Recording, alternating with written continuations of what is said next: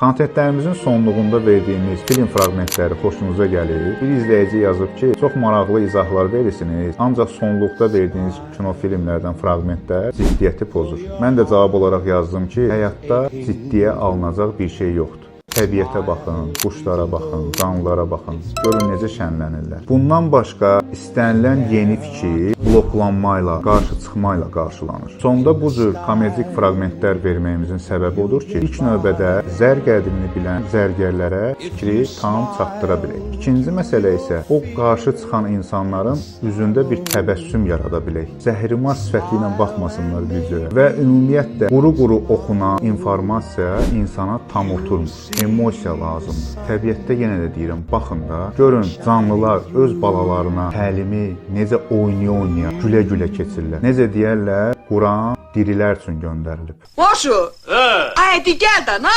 başlayırıq. Nə kinoydu elə? Hindiskidir, İrasim qağa deyir qabağı ağlamalıdır, dalı hırıldamalı.